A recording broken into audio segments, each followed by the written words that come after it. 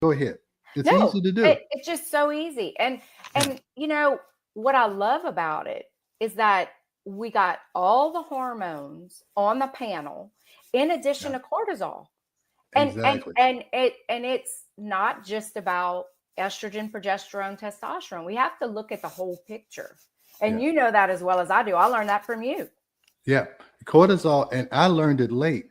Being an OBGYN, I was focused on estrogen, progesterone, and testosterone initially.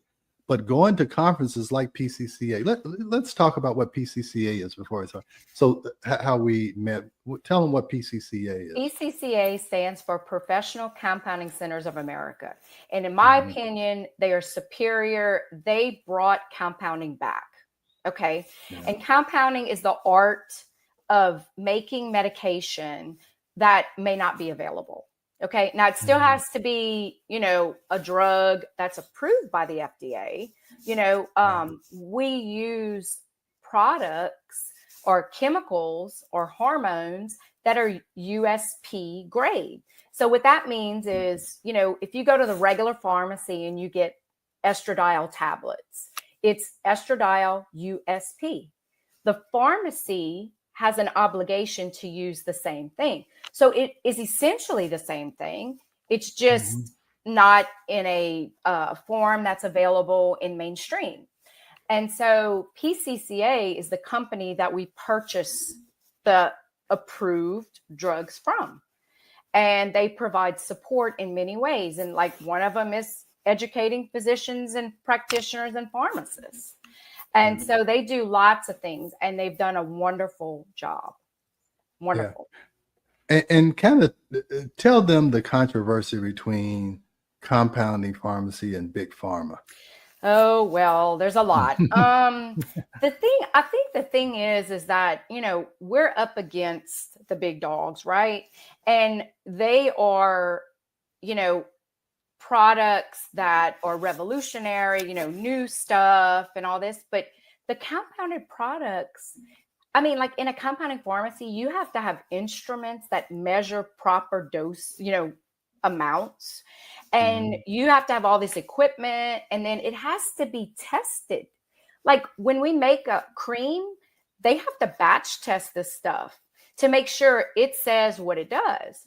But the pharma industry, they're, Yeah. I guess, more involved with the FDA and all of that. And but we're a pharmacy. Years ago, pharmacists used to make drugs. You know, Yeah. years ago, they used to sit there on their counter and mix creams and all this.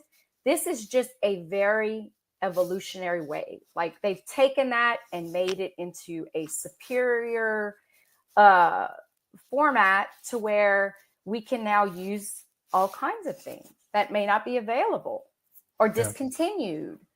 So, And how I see it is big pharma is trying to crush their competition, not due one, to, yeah, not due to legitimate reasons, but because you're a threat to them. yes. That's all it is. And if I understand it, because I went to all these PCCA conferences and talks, so I learned a lot about it. Your variance is smaller than big pharma. Like how far off you can be from your measurements, isn't that correct? It's very strict. Yeah. Very Yeah. strict. I mean, you have to follow, I mean, the computer systems are amazing. You have to scan the drug, you have to measure it. The computer captures the measurement. I mean, this is science.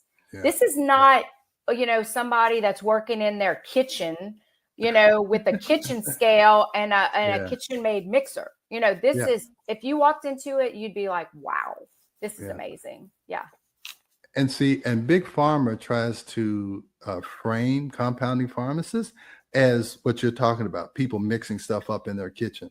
That's Yep. how they try to frame it to scare people from using compounding pharmacies. So I want my patients and anybody to know that I'm using a compounding pharmacy because it's more accurate, it's better, and for things like progesterone, I can ask them to make it slow release. Yes. If you get it straight from the pharmacy, actually, isn't Prometrium supposed to be like a every 4 to 6 hour drug? Well, when you think about it, it's immediate release. And Yeah, so it's I don't know the half-life, but it's very yeah, short. And yeah. and some of these women need the progesterone to last longer. You exactly. know, I mean, Hmm. yeah. And I use. Go ahead. Hmm. yeah, and what baffles me is that prometrium doctors recommend it vaginally, and it has a hard shell on the outside.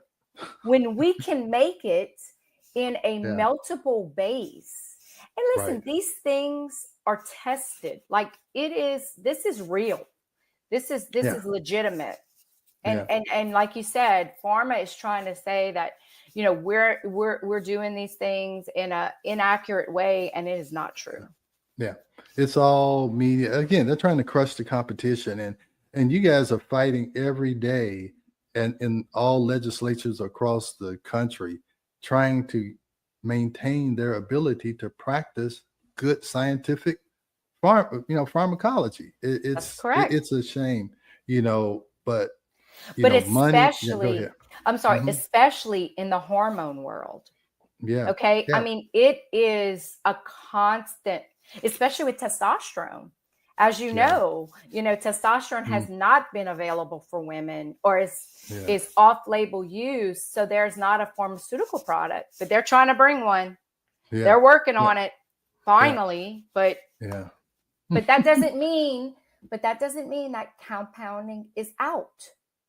yeah, It doesn't mean that we are doing something that's not good. We yeah, are helping women with a product that's not available to them yeah. right now.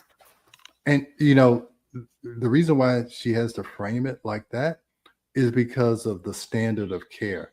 And let me explain to you what, at least in medicine, this is the definition of standard of care. What are most physicians in your area doing? So it's not about science. It's really about what is everybody else doing. And whenever you do something outside of the norm, you get attacked, you get labeled a quack. People try and go. Now, patients don't go to the medical board or the pharmacy board. It's the doctors who feel threatened by the person, and then they go to the medical board and say this guy is functioning outside the standard of care. But to me, you want a doctor who's outside the standard of care, because most of the patients who come to me say, I've been to 10 doctors and they don't know what's wrong with me. And you're the first doctor who told me what was going on. So, yeah, man, do you have something to add to Well, that? I will say Mhm. this. I won't get into it, but my health journey would not Yeah. have been solved without Hmm. seeing a functional medicine doctor in Virginia. And you Okay? live where? And you In live where? Louisiana. In Louisiana. I mean, it's crazy. I But know. that but I had to do that. Hmm. And Louisiana's catching up. We have a few, but Yeah. functional medicine physicians. But I mean, at least we have A4M and IFM, which are, Yeah. institutes of functional medicine that are training physicians that want the education. Yeah. I feel like Yeah. some of them don't want it. They don't want to Yeah. learn something new. It's too easy to just stay in that routine. Now, when I get into one of those routines, I get stagnant. I get frustrated, and that's kind of why I'm doing this. Because, man, I mean, I did this for 10 years straight, and it burned me out. Hmm. I actually I had to stop. I was at an A4M meeting. I don't know if I told you this story. I was at A4M meeting, and I was still delivering babies. I Mm, flew out to I flew mm. out to Las Vegas, and I was the headline. I mean, I was the morning speaker. I was usually the first speaker because I kind of created a lot of energy. I got things going. Yeah. But that morning, and I had been doing this for 10 years, so a lot of people had heard me before. And I got up on that stage and I looked at my slides. It was my hormone replacement by the book. I've done it 1,000 times. And it looked like someone had switched the slides on me. I mean, my mind went blank. And I sat up there. I just read the slides for about 30 minutes and I had to just say, I'm sorry. I gotta stop. I don't know what's wrong with me. People thought I had a stroke. And Wow. they called my wife and they got me on the plane. I went home and I did a cortisol test and it was flatline. Oh, And it took me 6 months to recover. I was sitting in the office, patients would be talking to me, and I could not comprehend what they were saying. It was bad. So, but anyway, Wow. but that taught me burnout, and I didn't do anything for about 4 or 5 years. And then I got into that rut. I was just going to the office. And then last year, I at when I was turning 65, I'll be 65 next month. I had to decide what I was going to do with the rest of my life. And I took all these mentorships and masterminds, and I am resurrected. It's I love it. Easter. Yeah, I'm resurrected. I'm ready. I'm ready to start this fight all over again, because I realized that there's a new generation of people who are going into menopause. I was doing this 25 years ago. So now the 25-year-olds are 50, like you. I don't want to tell your age. Next week. No, next Yes, week, my 50th right. birthday. So I met you in your 30s, and now you're, here. So anyway, go ahead. Yeah. So your story is my story, similar. I mean, I was ill for a while, and it took me a while to get back to where I am. But Dr. Taylor, when I left the pharmacy, people were looking for me. Yeah. Okay. And because they needed help. And Yeah. so it's like God is leading me to continue this journey. And I read all kinds of stuff now. It's not just about Me too. menopause. I mean, Yeah. it's about brain health, Alzheimer's, supplements. I mean, as Yeah. well as I do, it's not just about menopause. I mean, menopause It's is a not. big thing, but Yeah. you can't fix it with one thing. You have Yeah. to look at the whole picture. Functional Yeah. medicine does that. Yeah. You have to look at the gut. You have to The look at, gut. heart. You have to look at all that stuff. So, I want to get, we usually take a break in about 3 minutes, but I want to show why we're on this fight. Why we Yes. get resurrected? Why did Yes. we get motivated Yes. again?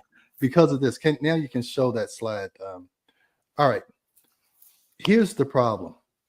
Doctors they don't know what to do. There's no guidelines for this. And the reason why is this North American Menopause Society. I actually hate them. Okay. I hate them because they're so unscientific. Now, they have tried to have guidelines, but over here, they have retired their position 13 times, and they still don't have a reasonable position on